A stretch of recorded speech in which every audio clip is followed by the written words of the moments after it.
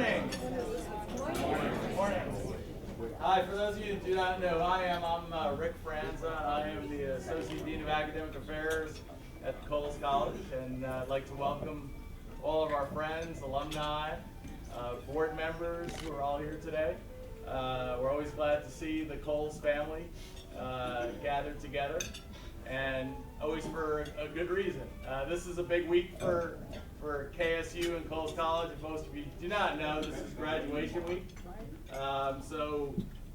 Tomorrow we are honoring our best and brightest. We have our Beta Gamma Sigma ceremony tomorrow, so our top both undergraduate and MBA graduates will be honored tomorrow. The campus will have 4 graduations, 2 on Wednesday. Both of those will involve Coles students, Coles graduates. We'll have our undergraduate one at 2 o'clock tomorrow, and the graduate one for the whole university will be at 7 o'clock tomorrow. Do we have any graduating students here? All right. Very good. And then there'll be 2 more graduation ceremonies on Thursday, which won't involve Coles College, but other parts of the university. So this is a big week for us. Dean Schwag would love to be here, but again, this is a crazy week for us. So what's nice for me is I get the honor of stepping in for her and introducing our speaker. And I was just talking to one of his colleagues, David Curry, who has me really excited about this presentation. I'm really looking forward to it. So you got a good man speaking up for you. So I'm really excited about David's speech today. So I'd like y'all to welcome David Geller. David Geller is CEO and co-founder of Atlanta-based GV Financial Advisors Incorporated and co-creator of the Guided Wealth Transformation, a proprietary program which represents a paradigm shift in how each of us can think about and better use all aspects of our wealth, not just your money. And a lot of David's theme is on happiness, which, if you guys know our provost and former dean, Ken Harmon, this is a big theme of his. He's doing a lot of research on happiness, and I think this will fit in well with it. Let me tell you a little more about David. He's a Phi Beta Kappa graduate of Emory University, where he earned both his Bachelor of Arts and Master of Arts. He earned his law degree from the University of Michigan Law School. I went to Notre Dame, so I won't hold that against you, but we can have our rivalry weekends. Absolutely. And worked as an associate attorney for the Atlanta law firm of Powell, Goldstein, Frazier, and Murphy, before entering the financial planning field in 1986 and starting his own successful and highly regarded financial planning firm in 1991. Dave has received numerous honors in his field, well known for his program that he's going to present today. This isn't the numbers, this is more going to get at your heart. So I'm really looking forward to it. I hope you all are too. So please join me in welcoming David Geller. Thank you very much. All right, can you all hear me? Yes. Okay, because I've got all these contraptions on me. All right. Congratulations to all the graduating seniors. I have a son graduating this weekend, which is go for him and even better, go for me. 2 kids through college. How many of you have seen the movie or the play Fiddler on the Roof? Raise your hand if you've seen Fiddler on the Roof. So most of us, but not all of us. For those of you who haven't seen it, Fiddler's about a guy named Tevye who lived in Russia in the second half of the 1800s. Tevye was a poor Jewish dairy farmer.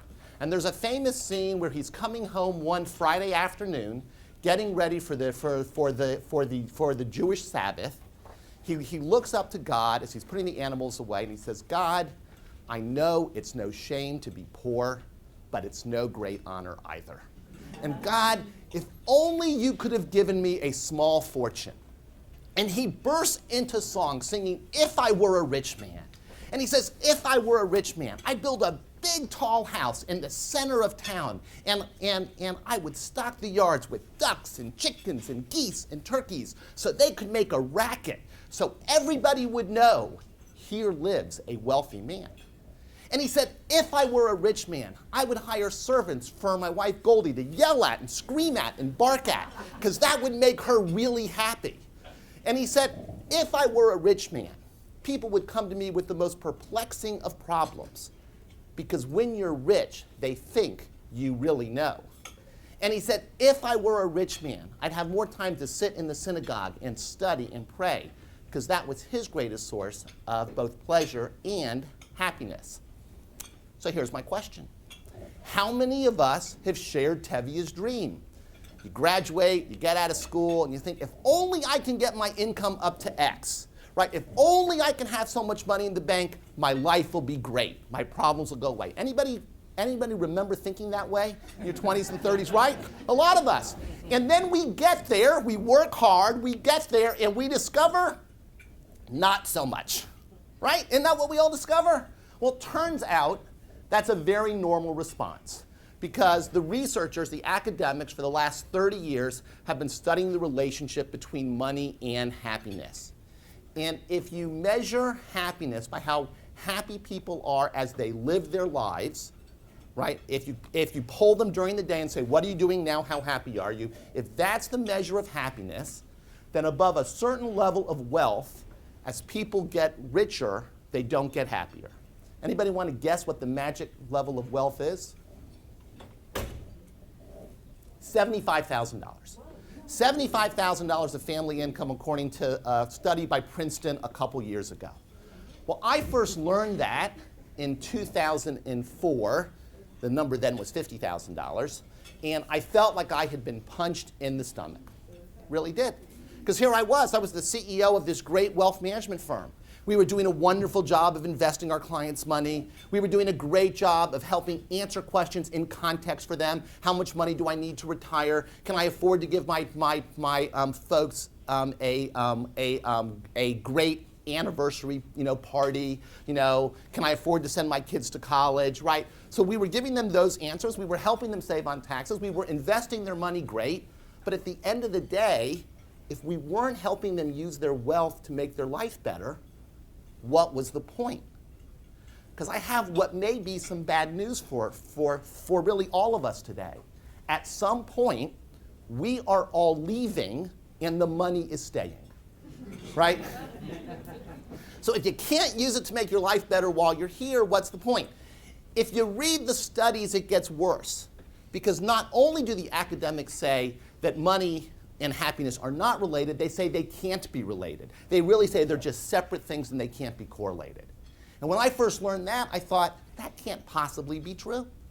It can't possibly be true because I look at my clients who were not only financially well off, but they were smart, talented, hardworking people. They lived in America, they weren't in jail, so they had a lot of control over how they spent their time, right? They were by and large healthy. They had all suffered adversity during their life. Raise your hand if you've had any adversity in life, right? Right, we all have. For those of you who were young who did not raise your hand, trust me, it's coming. Trust me, right? Raise your hand if you gained any wisdom from the adversity you had.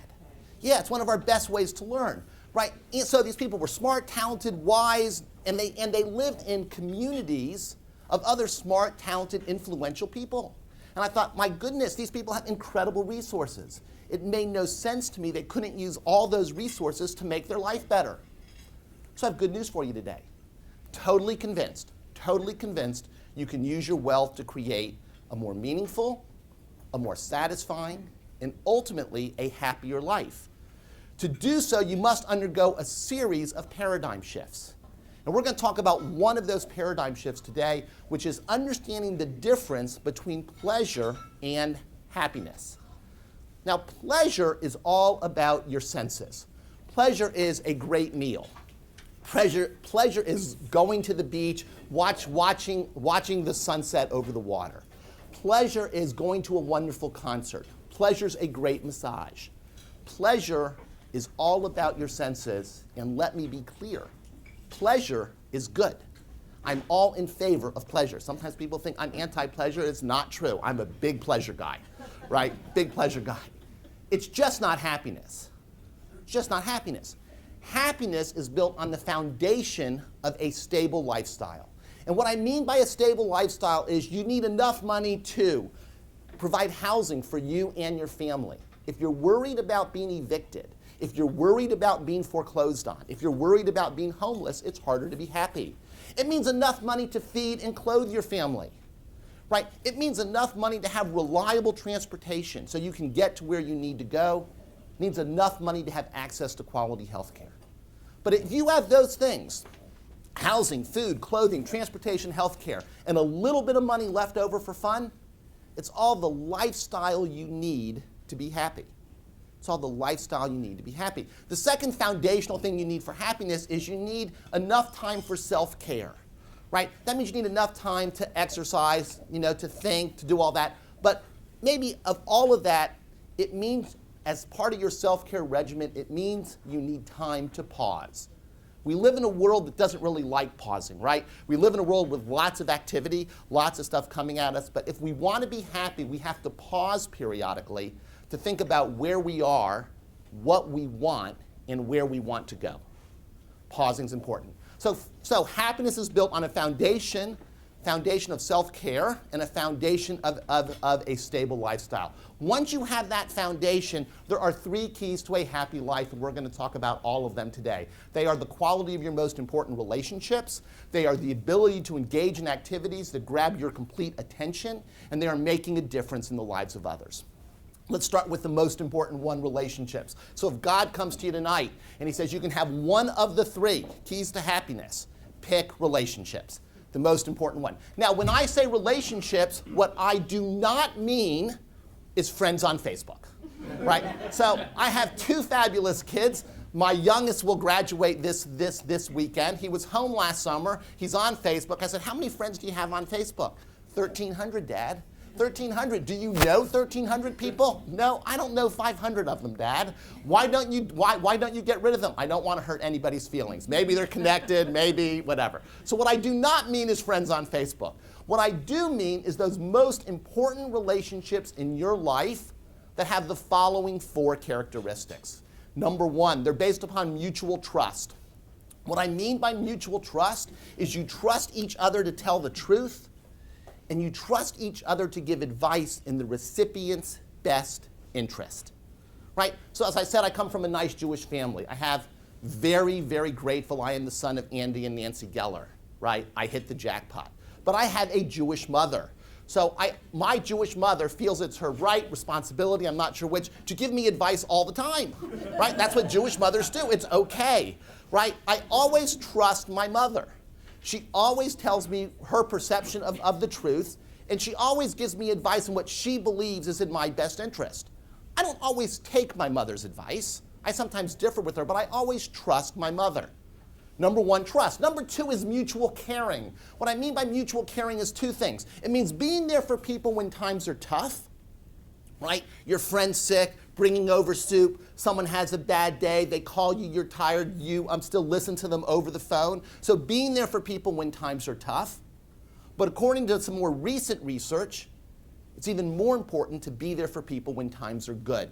And this is very specific what they mean by this. So I want you to envision you go home tonight and your best friend calls you and says, I got a big promotion at work. You could respond in one of 3 ways. You could say, what do you think about the federal debt? You could ignore the comment completely. That does not count as being supportive, right? You could say, that's wonderful, congratulations, what do you think about the federal debt? That counts no more than the first. No more than the first. But you could let them fully tell their story. You could say, that's wonderful, were you surprised? How'd you find out? What are your new responsibilities? Did you get a pay raise? What do you think the challenges are? You could let them fully tell the story of how they worked and got the promotion. That is incredibly bonding, right? So, first characteristic for great relationships is trust. Second one is caring. Third one, most important one, the ability to talk to somebody else without fear of judgment. If you are taking notes, right, this is one of the 2 lines I want you to write down. You don't need to take notes, but if you're taking notes, here it comes.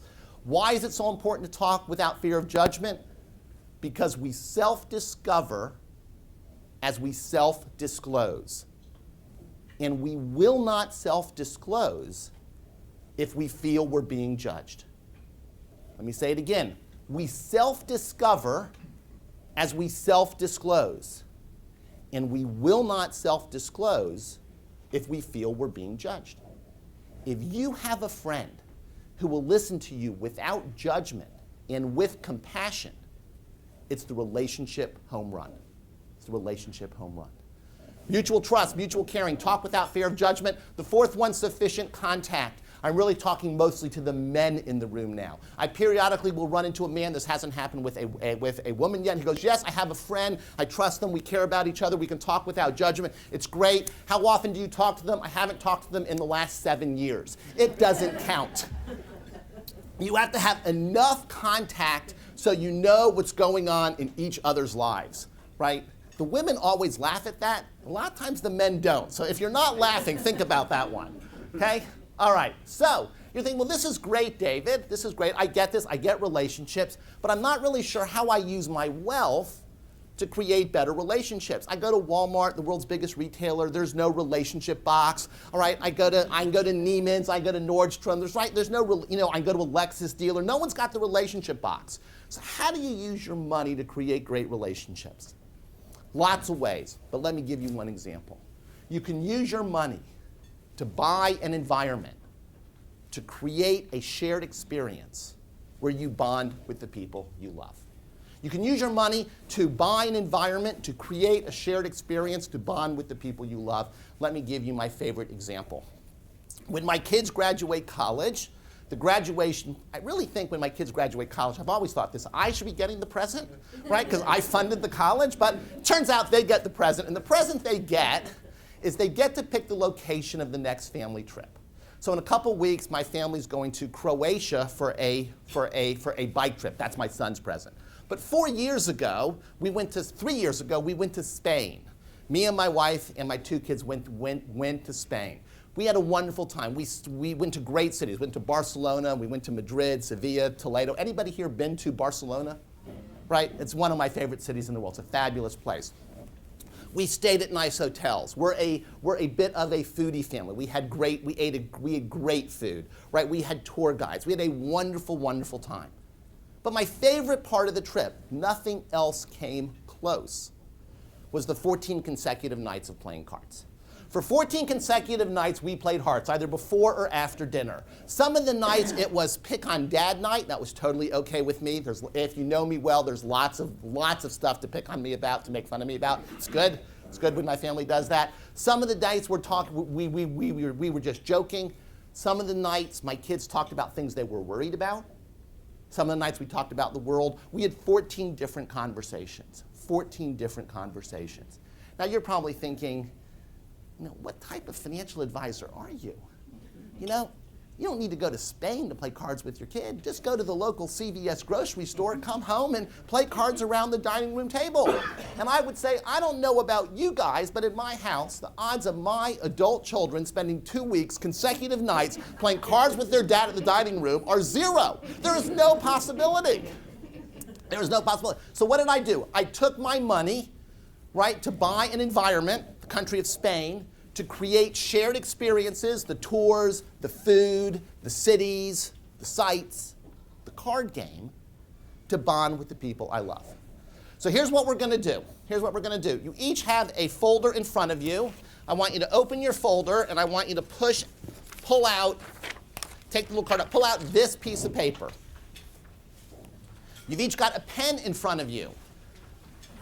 Here's what we're going to do for the next 5 minutes. Over the next 1 minute, I'll let you know when it's up. I want you to write down how you might use your money to build better relationships in your life. You have 1 minute to brainstorm about that. Then you're going to pick a partner, right? In the next 2 minutes, one of you is going to tell the other what you're going to do with your money to build better relationships, and then you're going to flip. You got it? Minute thinking about it, 2 minutes to talk, 2 minutes to listen. Go.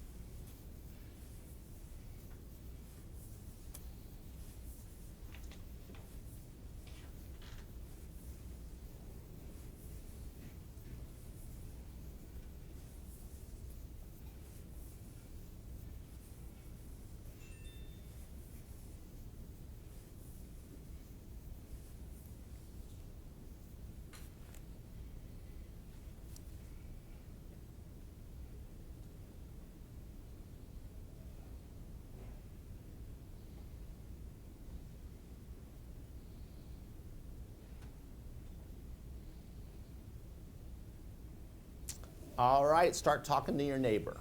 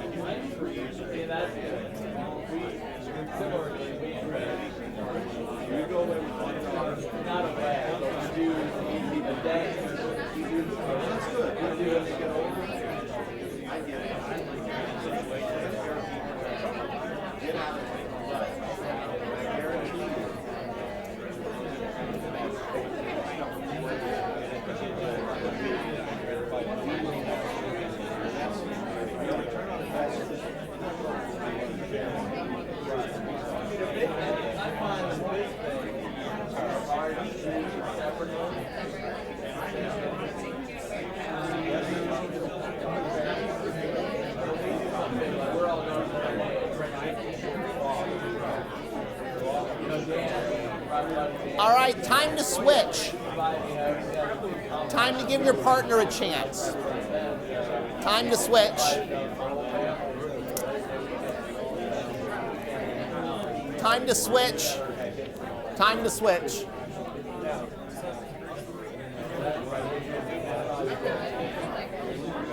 That would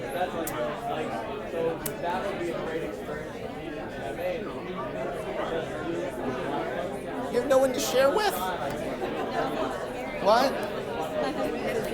This is an area that we have no communication about, is getting away and doing things together. Because he's a full-time student here, full-time. So, and I just retired. In fact, this month. This month. So I'm redirecting, not retiring. I understand. I'm working on a project, a retreat center for people to get away too. Oh, good for you. Yeah. That's terrific. It's going to be Nobel. Uh-huh. And it means new and different from before.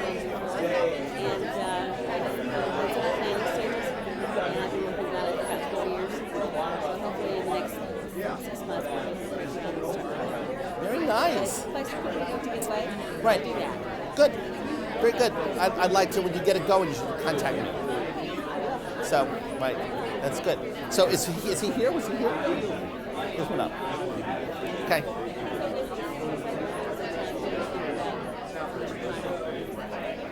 He thinks.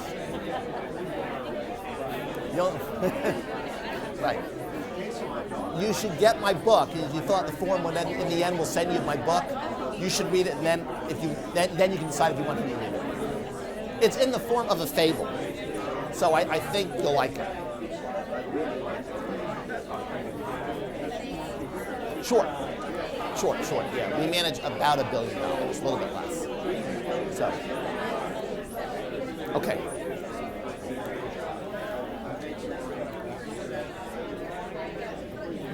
All right. Come back to me. This is always the hardest part. Come back to me. All right, so pleasure's all about your senses. Great meal, great sunset. Happiness is different. It's built on the foundation of a stable lifestyle and self-care. Right, once you have that, there's 3 keys. The first is relationships. The second is what we call being engaged, what the academics call flow, what athletes call being in the zone.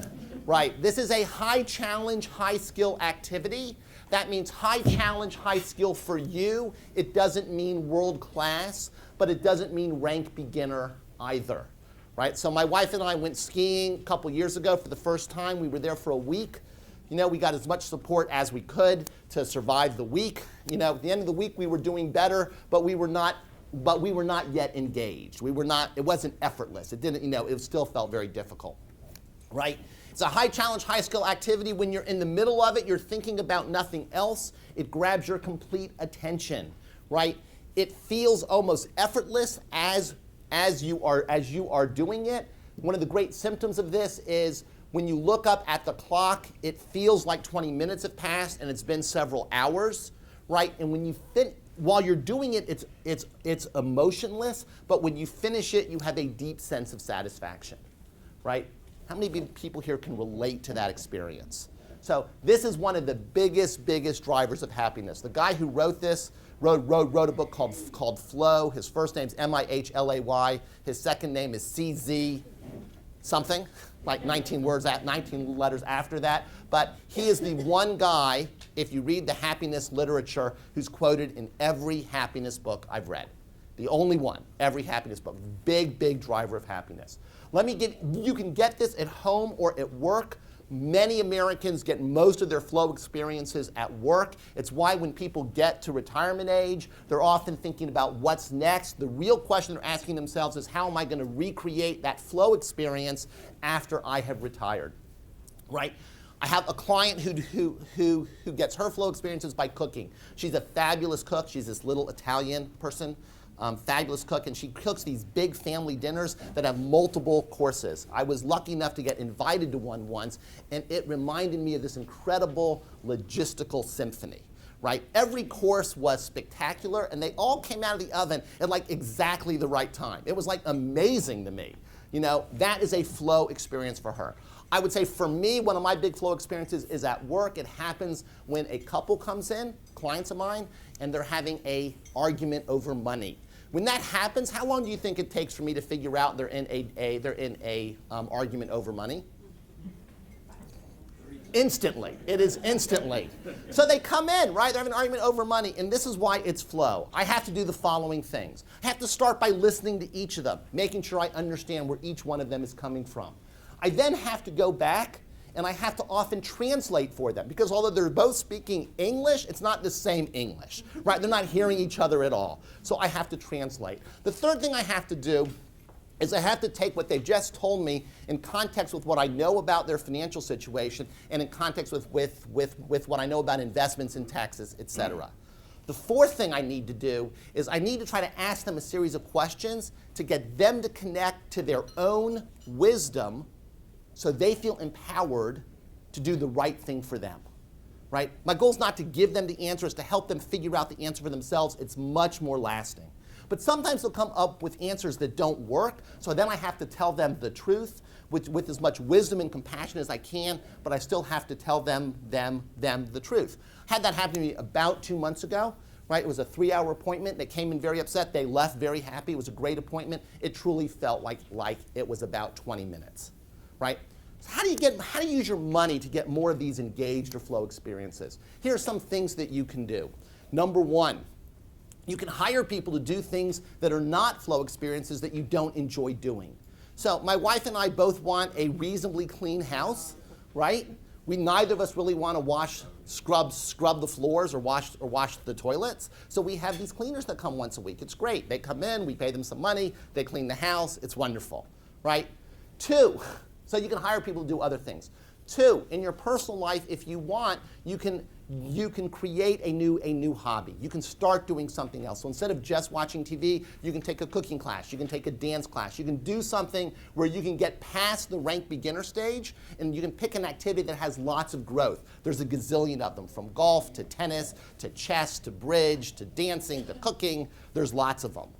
3, you can do what you do already, and you can take courses or stuff to get better at it, right? To get better at it. Because as you get better and better at something, there's often more challenging opportunities for you to do. Skiing's a good example. My wife and I made it halfway down a green slope. I think it's green's the basic, is green the easy, right? But as you get better, it seemed to me there were like, yellow or blue or diamond or black triple diamond or, I forget what they were, but there were lots of stuff. So the better you get, the more opportunity is there to do more and more challenging stuff, right? So we're running a little bit short of time, so what I want you to do now is I want everybody to spend a minute. We're not going to talk to your neighbor on this one, but just spend a minute and think about what you might do with your money to create more engaged or flow experiences. That's question number 2.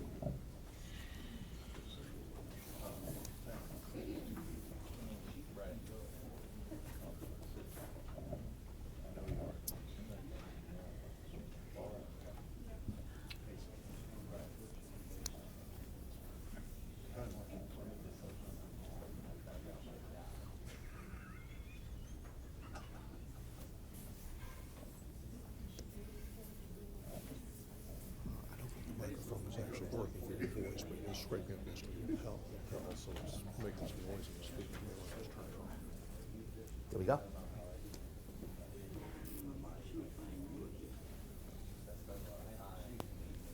Thank you.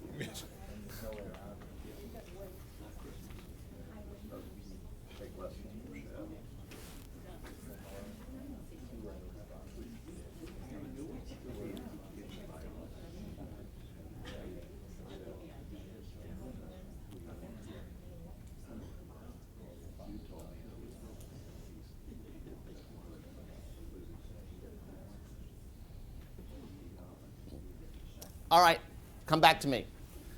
Pleasure's all about your senses, the great meal, the beautiful sunset. Happiness built on the foundation of a stable lifestyle and a foundation of self-care. It's then about the quality of your most important relationships. It's about your ability to have these engaged experiences that grab your complete attention.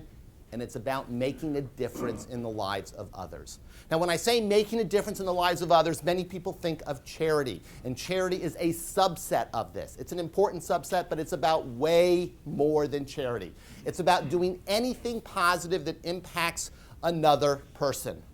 Anything positive that impacts another person. At GV, we think of them as coming in 3 flavors: small, medium, and large. A small thing is something you do that takes a little bit of time and a little bit of resources. My example of this is I live right near Emory University. I shop at the public supermarket at North Decatur in Claremont. If any of you have ever seen it, it's a fairly busy parking lot with people going in and out. About, I don't know, 6 months, a year ago, I'm walking in on a Sunday afternoon, and there's a young mother walking out. She has a cart filled with groceries, and she has 2 children who are not in strollers, walking, and under the age of 5, it appeared to me. So I look at this scene as she's trying to push the cart and hold the kid's hands, and I think, we are going to have a dead child here. That's what's going to happen. Right? They're going to run in front of the car and get killed. So I went to her, and I said, would you mind if I just pushed your cart to your car, and then you can hold the kids, and you'll put the kids in the car, and I'll put the groceries in the car, and we'll all end up okay. And she said to me, sure, that would be great.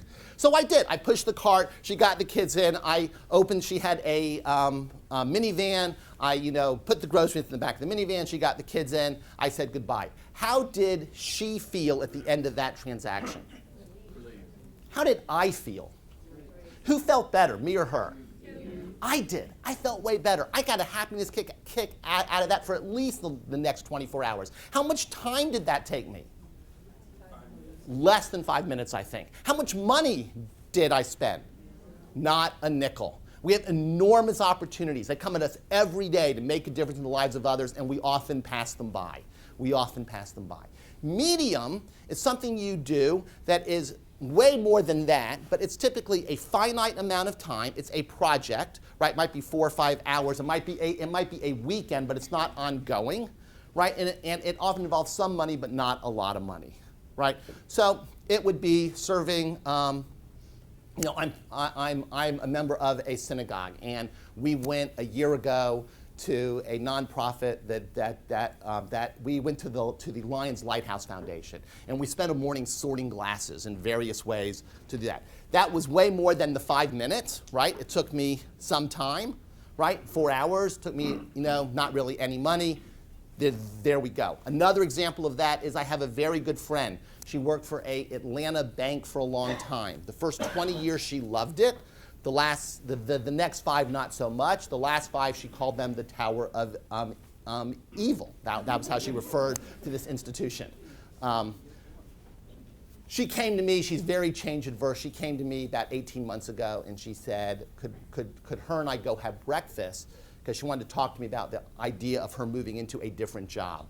We went to have breakfast at the House of Pancakes at Briarcliff at La Vista and Cheshire Bridge, and we had one of those breakfasts for 4 hours where the tips triple the bill, right? Because you've been sitting there and the poor waitress has to get some money.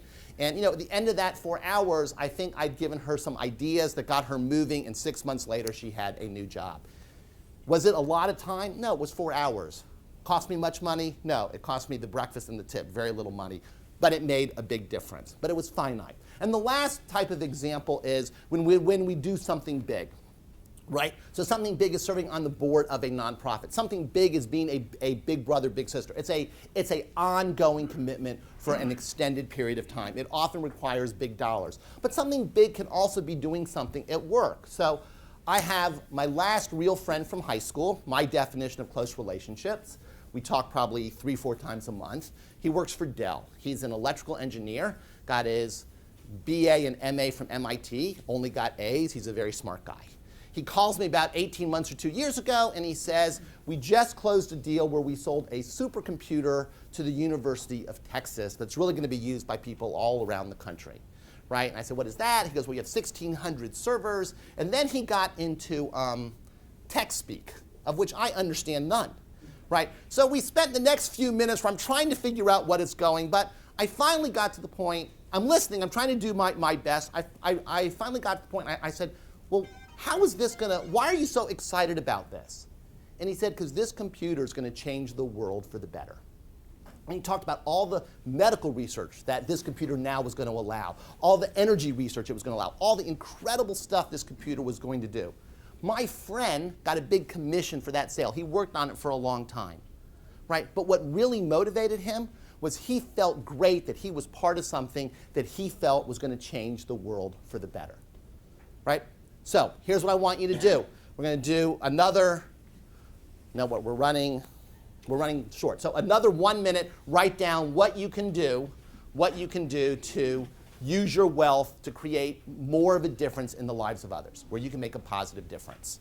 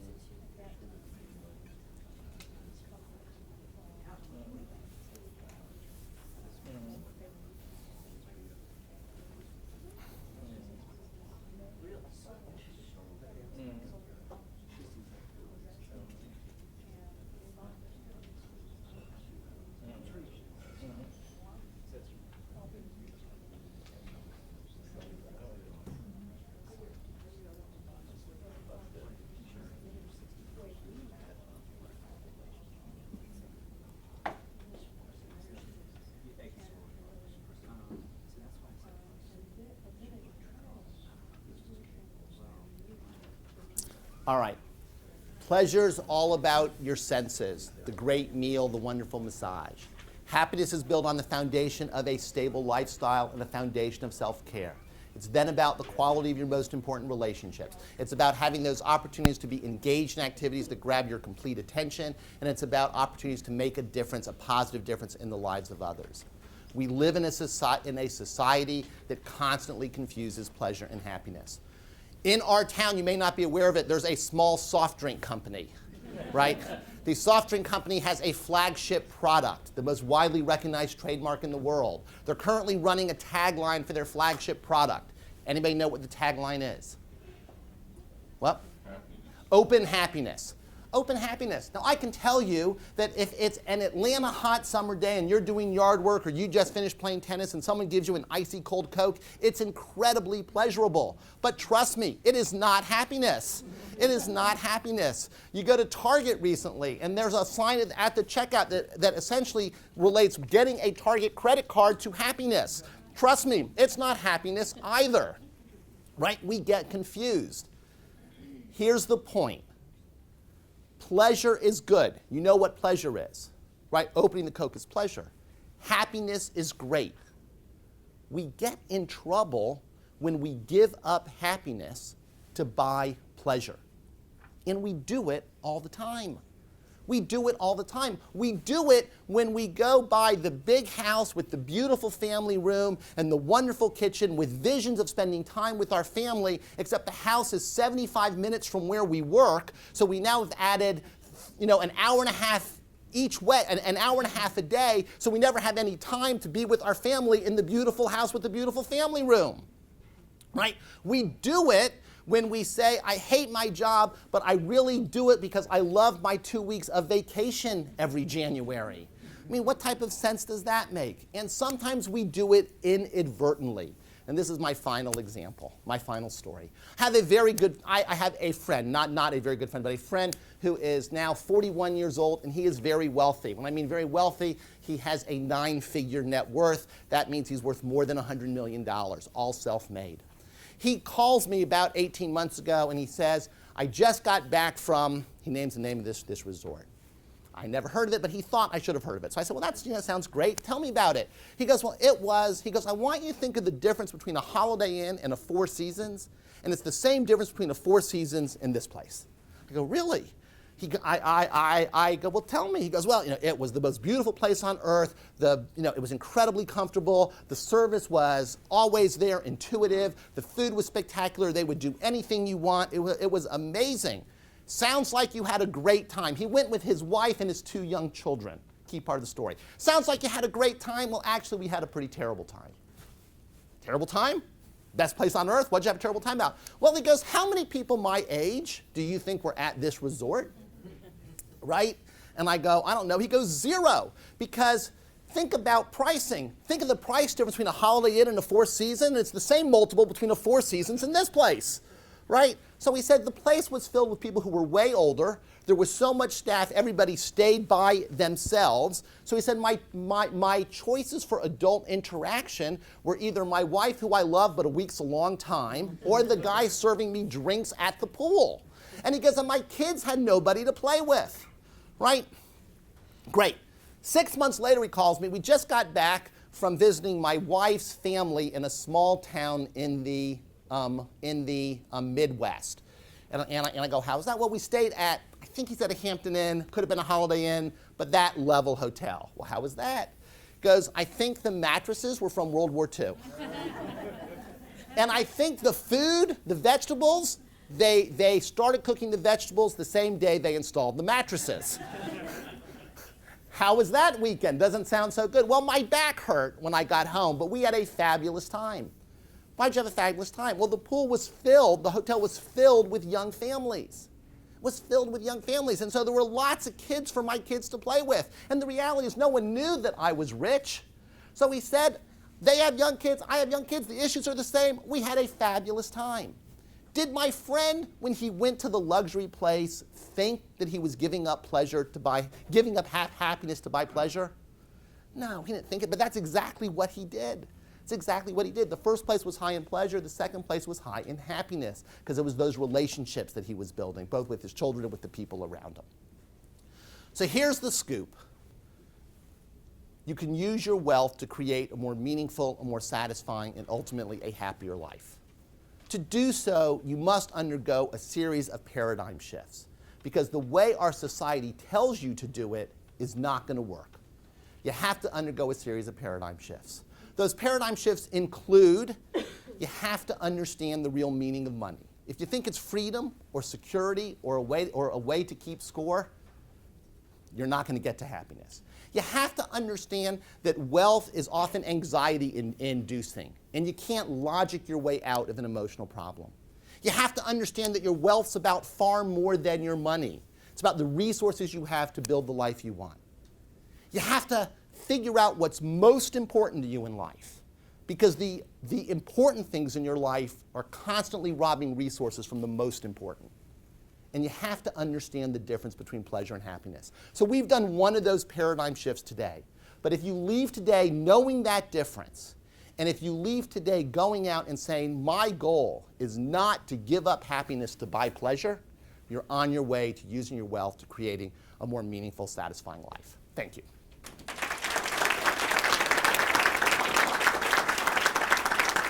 Can I spend 1 second on this? All right, so you have a second page. Let me just give you a last little bit. My firm and I started this journey in 2005 with the goal of helping our clients use their wealth to create a better life. We have since morphed into a bigger mission.